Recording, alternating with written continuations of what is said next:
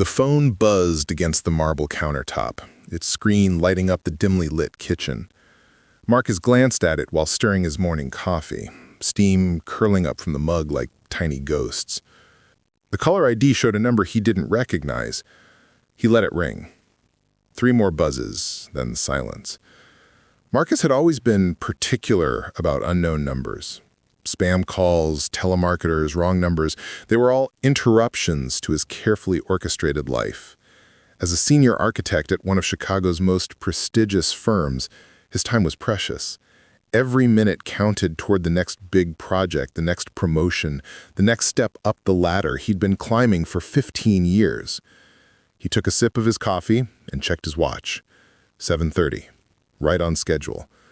The morning routine was sacred. Coffee, shower, suit, briefcase, out the door by 8:15. No deviations, no surprises. The phone buzzed again. Same number. Marcus frowned. Persistent caller. Probably some automated system that hadn't gotten the message. He declined the call and headed upstairs to shower. The hot water felt good against his shoulders, washing away the remnants of another late night spent hunched over blueprints and CAD drawings. When he emerged from the bathroom, towel wrapped around his waist, the phone was buzzing again. 3rd time. Marcus felt a flicker of irritation. He grabbed the device and was about to decline when he noticed something odd. The number had a familiar area code, 312, Chicago, but not quite right somehow. He hesitated for a moment, thumb hovering over the green button. Then he remembered his rule. Unknown numbers meant unknown problems. He had enough problems already. The Riverside project was behind schedule, his boss was breathing down his neck, and his ex-wife's lawyer had been sending increasingly aggressive emails about alimony adjustments. The call went to voicemail. Marcus finished getting dressed, selecting his lucky navy tie, the one he'd worn to every major presentation for the past 5 years. It had never failed him. Today was the big day, the day that he'd been preparing for since joining the firm, the partnership meeting. After 15 years of 60-hour weeks, missed dinners, and sacrificed weekends, he was finally going to make partner. He grabbed his briefcase and headed for the door, mind already racing through his presentation. The Riverside development would revolutionize downtown Chicago's skyline. 47 floors of mixed-use space incorporating sustainable design elements that would set new industry standards. It was his masterpiece, his ticket to the corner office. The drive to work was smooth, traffic lighter than usual. He took it as a good sign. Everything was aligning perfectly. He parked in his usual spot and strode through the lobby of the glass tower that housed Morrison, Klein & Associates. The security guard nodded. The elevator arrived immediately. Even the coffee in the break room was fresh. At 9:15, his assistant knocked on his office door. "Marcus, there's been a call for you. Someone's been trying to reach you since early this morning."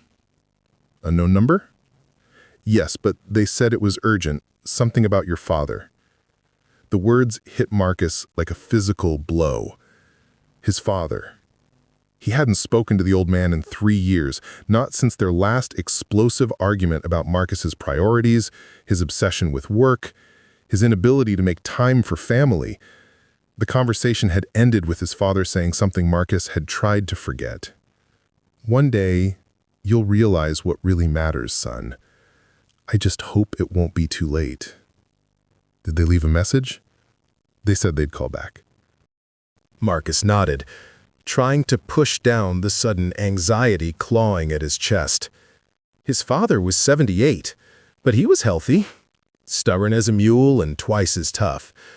Whatever this was about, it could wait until after the partnership meeting. It had to wait. At 10:30, the phone rang again.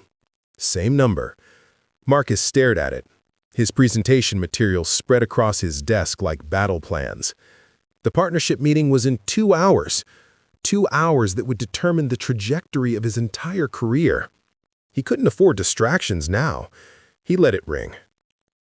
The meeting room on the 42nd floor had floor-to-ceiling windows that offered a panoramic view of Lake Michigan.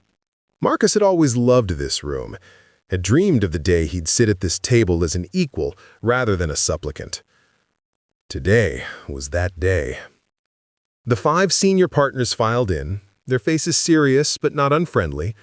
Marcus knew them all, had worked with each of them on various projects over the years. They respected his work, his dedication, his results. This was just a formality. "Marcus," said Harrison Morrison, the founding partner, settling into his chair at the head of the table. "Before we begin, I need to ask you something. We've been trying to reach you all morning. There's been a situation." The words seemed to echo in the suddenly too quiet room. Marcus felt his carefully constructed composure begin to crack. "A situation? Your father. He's been in an accident." The world tilted. The lake outside the windows seemed to shift and blur. Marcus gripped the edge of the table, his knuckles white against the polished wood. "What kind of accident?" "A stroke. Early this morning. The hospital's been trying to reach you as his emergency contact."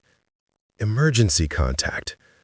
Marcus remembered filling out that form years ago, back when he and his father still talked regularly, before work became everything, before success became the only thing that mattered. He'd never updated it, never thought to change it even after their relationship fractured. "Is he—" Marcus couldn't finish the question. Morrison's expression was grave. "He's alive, but it's serious. You need to get to Northwestern Memorial immediately." The partnership meeting was forgotten.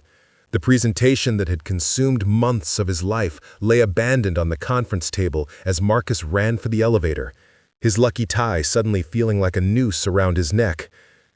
The hospital smelled of disinfectant and despair. Marcus found himself in a maze of corridors, following signs to the intensive care unit, his dress shoes clicking against the linoleum like a countdown timer. A nurse directed him to room 307, where his father lay connected to a web of machines, looking smaller and more fragile than Marcus had ever seen him. Dr. Sarah Chen, the attending physician, met him outside the room. Her face was kind but professional, the expression of someone who delivered life-changing news on a daily basis. "Mr. Williams, I'm Dr. Chen. We've been trying to reach you since 6 this morning." 6 this morning. The first call.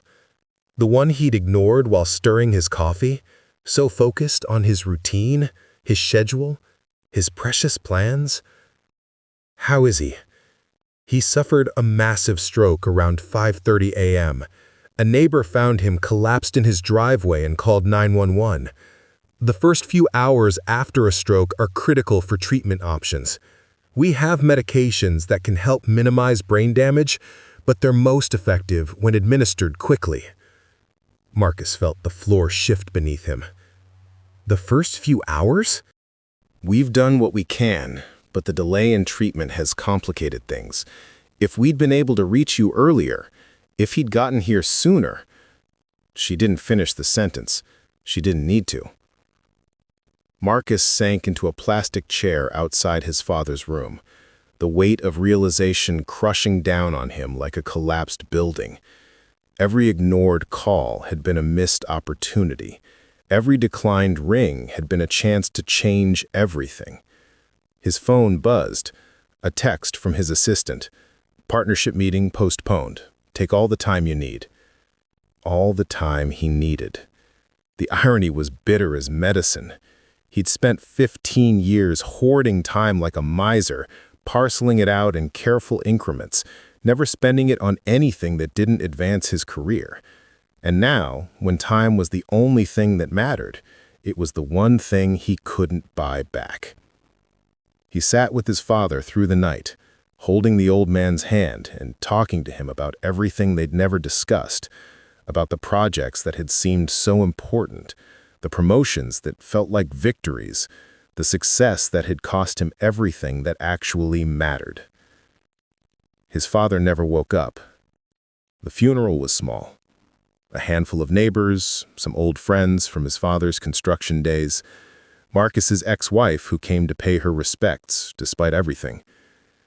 Marcus stood at the graveside in his lucky navy tie, realizing for the first time that luck had nothing to do with success, and success had nothing to do with what made life worth living. The partnership was offered to him 2 weeks later. Marcus turned it down. He left Morrison, Klein & Associates and started his own small firm, specializing in affordable housing and community projects, the kind of work his father would have been proud of, the kind of work that mattered beyond profit margins and corner offices. He kept his father's old flip phone on his desk, a reminder that some calls can't be ignored, some moments can't be rescheduled, and some opportunities only come once. Every time his phone rang now, he answered it. Every time. Because he'd learned the hardest lesson of all, that the most important calls in life rarely come at convenient times, and the cost of missing them is always higher than the price of taking them. The phone on his desk buzzed. Unknown number. Marcus smiled sadly and picked it up on the first ring. "Hello?"